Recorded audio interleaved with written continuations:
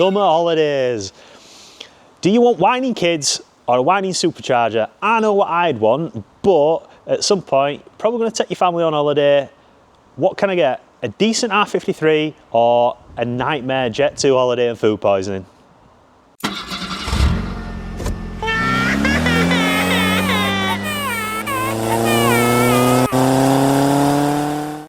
$11,000 of you watched the video on our buyer's guide on the two R53s that we bought. What were absolute, probably worst cars I've ever seen. However, that was a very worst case scenario, and there are some very, very good cars out there. This video is going to cover what a good R53 looks like if you've got a budget of, say, £3,500 like this one's sold for.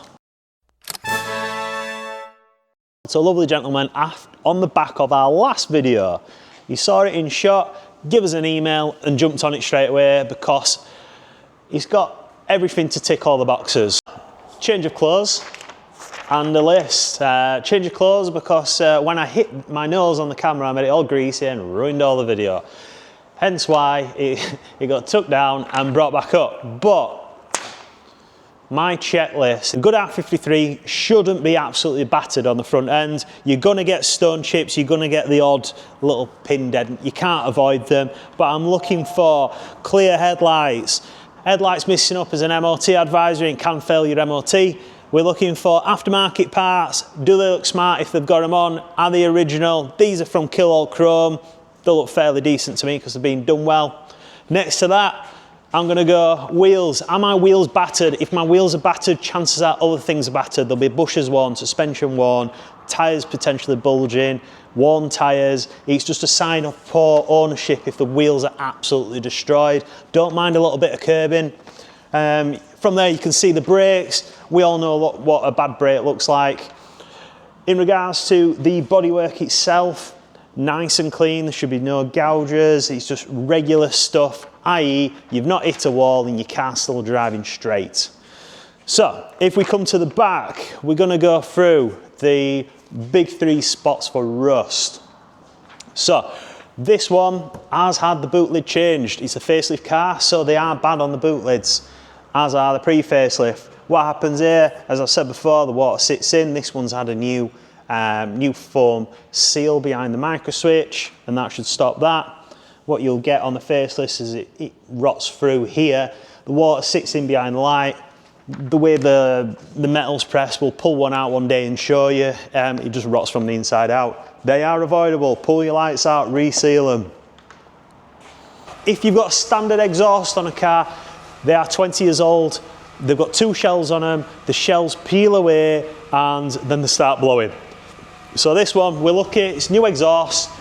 They're about 900 quid new. Euro car parts selling for about 450 plus VAT, or you can get them elsewhere, a bit cheaper, but you've obviously got to fit it, so you're going to be 500 quid into a standard exhaust at least. You'll see the back box here, there's a gobble load of carbon monoxide. The back box here, it's still got both layers on. It's not peeling away, it's not rotten, most of them are rusty now, and you're just going to have to replace it. God, I barely stand up. Right, stop laughing. This is a side on the door what gets absolutely obliterated because it's a door what's been opened the most. This one is lovely. It's a dark silver car and it still looks dark silver. I bet with a good buff it'll look mint, this thing. Driver's door. So we'll carry on with driver's door. Obviously this is the door what gets opened the most. So as we open the door, what you're going to find, you're going to look for the driver's window. The driver's window should actually be going up and down. And the short drop should be working. Now, the driver's window is a common problem on these. The window regulator does fail simply because this thing's been opened 10,000 million times, just like that, and the thing's tired. After that, we're going to jump in the interior. I generally live by the rule of buy cheap, buy twice. And with R53s, it's no different, I promise you. Especially with even quality of parts, quality of workmanship. There is a lot of cars about, and these are in the budget now, where a lot of people are fixing these on the driveway. As I found out on the JCW I've got to prep, which I'll have to pull the engine out because, like I say, the workmanship is not quite up to standards. So what happens when somebody does a supercharger on the drive? Why? There is a few garages in the UK what specialise in these. We are one of them. They are dotted all around the UK. There's not loads, but the reputation of those garages stand for the workmanship. You pay for what you get. You buy cheap, buy twice. If anyone's offering to do it cheaper for cash, and in my eyes it's a warning flag, because a VAT registered business should not be doing that. They should be big enough to stand up on their own and pay their own bills and pay the tax bill. Warning lights. So all these lights should flash on and go off. If they stay on, it means that something's wrong. So at the minute we've got his handbrake on, the bonnet's open, it's telling us that. If I've got something down here, like a battery light, that means I've probably got problems. So a lot of people think there's power steering, think, oh, power steering's gone, power steering pump's gone. It's really heavy. It's not always your power steering pump. Chances are it'll be your alternator. On your facelift cars, the power steering pumps don't really go too often. Your alternator ages out and the casing cracks, as I think I put in the last video. Right, I had to write a little bit of a list for this because I'll forget about it. There's that many checks what we do. So, torch out, let's go. We are going to check whilst the engine is on, because I want it to warm up, to listen for the fan kicking in. Alternator, is your alternator cracked? £3.5 grand should get you an alternator what actually works. If the alternator casing is cracked, then it's going to imminently fail if it's not already. Next to that, is my engine running smooth? Now these 4 cylinders are not the smoothest in the first place, but there shouldn't be any noises what makes you think, oh my god.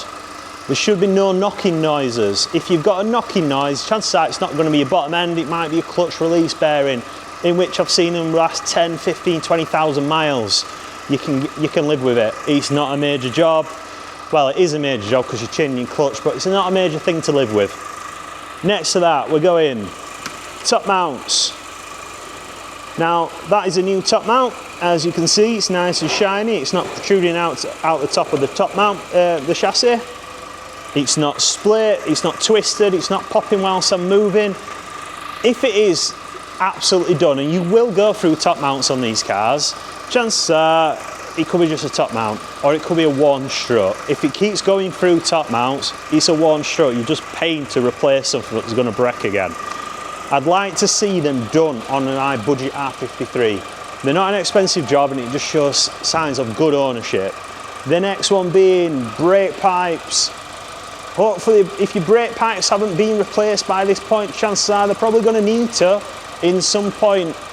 Some position between here and the back of the car, your brake pipes will need doing. 20-year-old, and I rarely see them without rust on the brake pipes, so I do these brake pipes all day long. Same with the top mounts, they're inevitable, like Thanos, they're coming for you. So, as I'll show in a bit, power steering pump on these is an important one. Well, I told you to listen for the noise. On this one, there should be no leaks and there should be power steering fluid in. There is a dipstick on the other side of this cap. You can pull it out, you can check the level. It tells you CHF11S only. Please only ever put that in there. Expansion bottle. So, brings me on to cooling. Now, cooling, in my opinion, on these cars is the weakest point of these cars. They draw a lot of heating with a supercharger, and when they're modded, they draw even more heating. So if you're going to buy a car with, say, a 15 or a 17 or something crazy like a 20% pulley on it, make sure the heating has gone with it. So 17%, you can get away with regular stuff. Anything more than that, it needs to be airbox, intercooler. 17% for the road is fine. If you're going to take it on track, it's too much. You need to deal with the heat. So by this point, I've probably got my engine on for like 20 minutes. My fan's kicked in. In this case, it's only been on 2 minutes, but I'm going to turn it off for the mic. And then I'm going to go through the rest of my list. Radiator, has my radiator been obliterated? Have I got Bugs Life living on the front, and does it look like a graveyard? This one is pretty new, and you can tell all the fins are great, so it gives me an indication that that's been changed. I might even have a receipt for that, which we do have for this car. Cooling.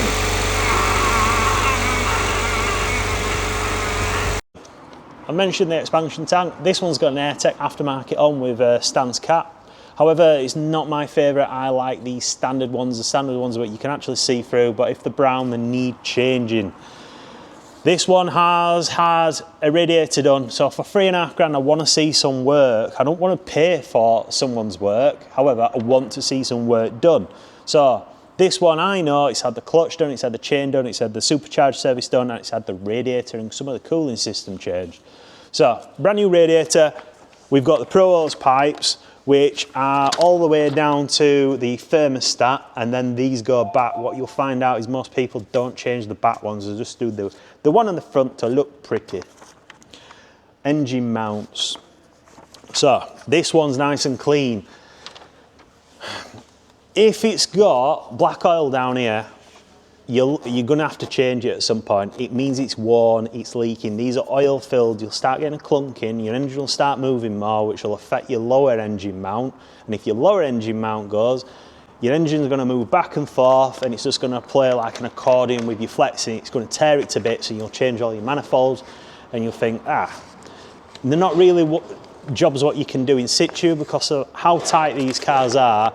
To cut and weld a flexi in situ is down impossible. You're going to pull it out, it's going to be probably a 3-hour job, plus the welding, or unless you've got a new one. Right, let's check my list.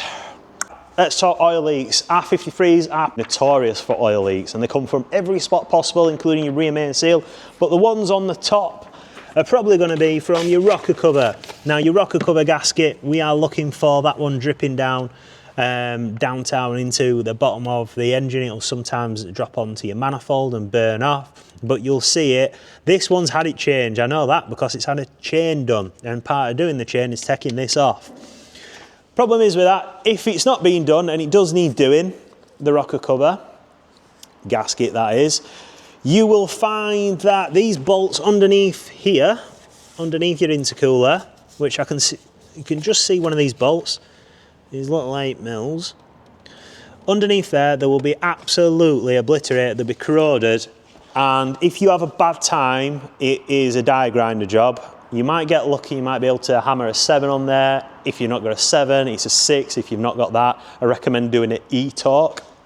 The only time I've had to use a die grinder is once. I had to change the rocker cover because I'd obliterated that, but it did eventually spin it out for me. They should only be in there with 7 Newton meters of torque. If they're on with any more, then unlucky. Right, so we've got this one up in the air. I've got my torch and my stick of truth. £3,500 is not going to get you a restored car. It's going to get your car in 20-year-old condition. Remember that. They are not mint cars. But we already know we're going through tyres, we're going through brakes. The bit on the body where they always seem to go are on the kick panels now.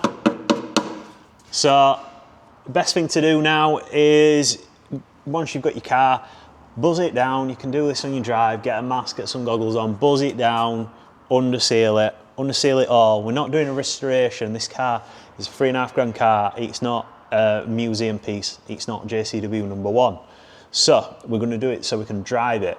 This is what £3,500 gets you. We can see exhaust on this one is new. These, like I said previously, are not cheap at all. These are super expensive now from BMW, and it's not worth getting you a genuine one. That's why you see so many cars with aftermarket exhausts. If you get one from Euro car parts, I think they're about £450 plus VAT. You can get them elsewhere, but minimum you're going to be in for a fitted exhaust, because chances are you're going to want the brackets as well, is about £500-ish, unless you're fitting it yourself. But I wouldn't recommend trying to fit an exhaust on the drive because you'll have a bad time. So brake pipes. Brake pipes on these, the original ones now have corroded, they're crispy, they all want changing nearly. These ones have been changed. Clearly they're brand new. So what you'll find is the rear ones rot more than the front ones, and the rear ones will rot throughout instead of just on the ends, so you will have to change the whole line. If you think you'll be able to cut it off and just change the end, you're going to have a bad time with it because they're not the same material, it's not copper, so it doesn't flare as easy. Next thing on this, If you have got an exhaust blowing or you've got an engine warning light but your car's running fine, there's a potential, and this is the easiest place to start, is your exhaust blowing from this flange here, from manifold to mid-pipe. They do blow a lot from here. 20-year-old gaskets, what can you do? And you've also got an oxygen sensor, which generally the one what burns out if that's going is this oxygen sensor here. Not bad to change, they're inexpensive, don't let that put you off of buying one of these. With the oxygen sensors, the way to know about it is one, a code reader, but two, if your car's fluctuating on idle, it potentially could be a sign of an oxygen sensor, or it could be a sign of a leak somewhere, a vacuum leak or something not quite connected. Your charge pipe might be cracked. But on this one, 3.5 grand, got good standard exhaust, cat's not blowing, flex is all intact, and we're looking for that. We can see the flexi from above as well, which I showed you earlier. It's just tucked behind the heat shield. You sometimes, if that heat shield's missing, you can get your hands on it. You can see it from the top. Next thing, what's common for these? Power steering fluid leaks. Now, from the top, I showed you that clip on the bottom of the reservoir, and what it does, it pulls up here on this pipe and then drips down. So you'll always have some historical stuff on, because the way the clip's designed now, it's lost its strength. It's 20 years old. It wants a Jubilee clip on, which is easiest to do, or you re-crimp it. Next one, oil leaks. Right, so R53 was fairly clean. Oh yes, this is what we're aiming for. You'll never get a car that's completely clean. You'll never be able to eat your dinner off it, because historically they've all had oil leaks at some point, and they'll have been fixed or left, or if they're an absolute nightmare like that dark silver one was, what we had in the previous video, all this will be caked, and then you'll never find out where the oil leak's coming from. But the main one, what worries me, is an oil leak what runs down here, or runs from the back, and pulls up on this bolt or this point, because that is the rear main oil seal what's most likely leaking. Sometimes you might get lucky and it might be just a crank sensor O-ring at the front of the engine just dripping down here and running across. But if it's the rear main seal, like I've got on the JCW, it's going to be a new clutch. If it's just dripping a little bit, leave it, you'll live with it. If it's pouring out, then the MOT test is probably going to pick up on it. Another one as well, what I see common, so for 3.5 grand, I want to see my rear control arm bushers probably changed, or at least not torn and in good order.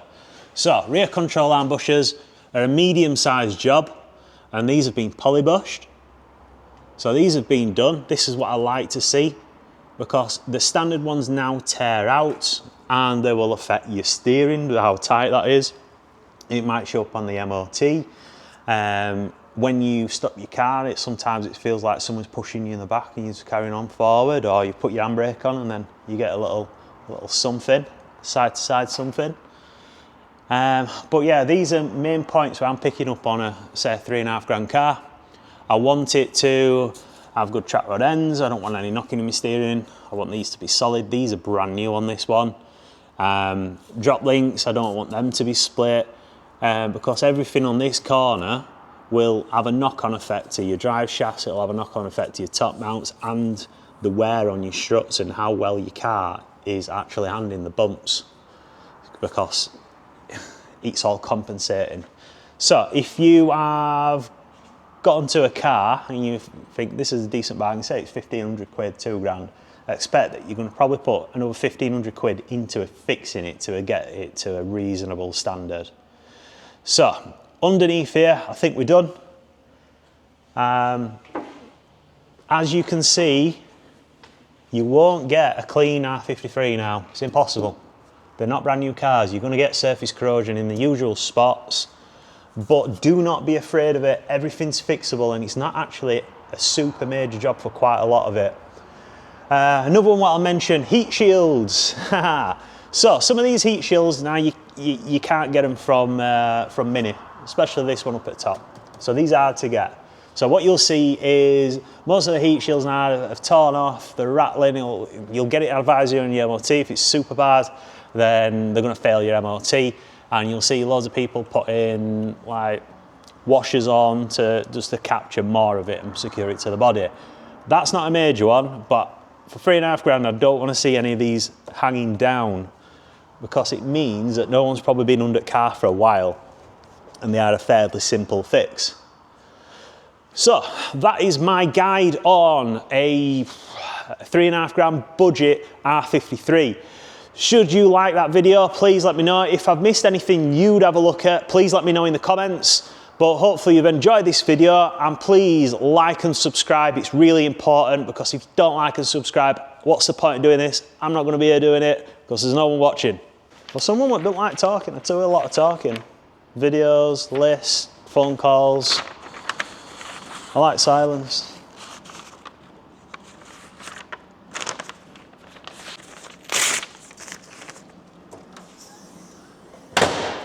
£3.5 grand, decent.